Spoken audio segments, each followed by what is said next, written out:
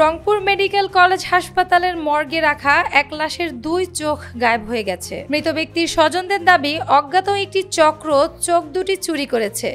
তবে মর্গ থেকে বলা হচ্ছে, মর্গের লাশের 2 চোখ খেয়ে ফেলেছে ইঁদুর। বুধবার ময়নাতদন্তের সময় বিষয়টি জানাজানি হলে হাসপাতাল এলাকায় চাঞ্চল্যকর সৃষ্টি হয়। এতে হাসপাতালের মর্গে নজরদারি ও অব্যবস্থাপনা নিয়ে প্রশ্ন উঠেছে। মৃত ব্যক্তি হলেন ৪৫ বছর বয়সী মাসুম মিয়া। তিনি রংপুর মহানগরের বুড়িরহাট বাহাদুর সিং গ্রামের বাসিন্দা।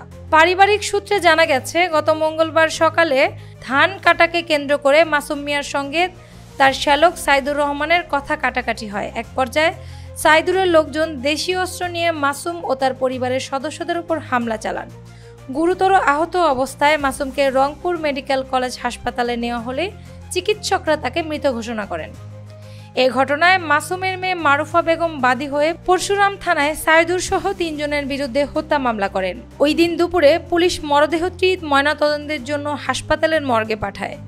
গতকাল সকালে ময়নাতদন্তের জন্য মরদেহটি বের করা হলে দেখা যায় 2 চোখ নেই। নিহত ব্যক্তিদের স্বজনদের অভিযোগ, হাসপাতালের অব্যবস্থাপনাই এই ঘটনার জন্য দায়ী। তাদের দাবি, একটি চক্র পরিকল্পিতভাবে 2টি চোখ চুরি করেছে। নিহত ব্যক্তির প্রতিবেশী আব্দুল জলিল বলেন, এই হাসপাতালে আগেও শুনেছি ওষুধ চুরি হয়, এখন লাশের চোখও চুরি হচ্ছে।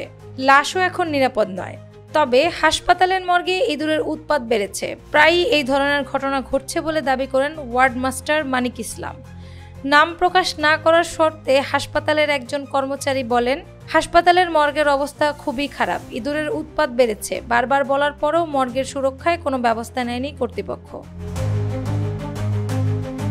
রংপুর মেডিকেল কলেজ হাসপাতালের উপপরিচালক A আখতারুজ্জামান বলেন, ঘটনাটি দুঃখজনক। তদন্ত না করে আমরা এখনই কিছু বলতে পারছি না। মর্গের অবস্থা উন্নত করতে আমরা বহুবার ঊর্ধ্বতন কর্তৃপক্ষকে জানিয়েছি।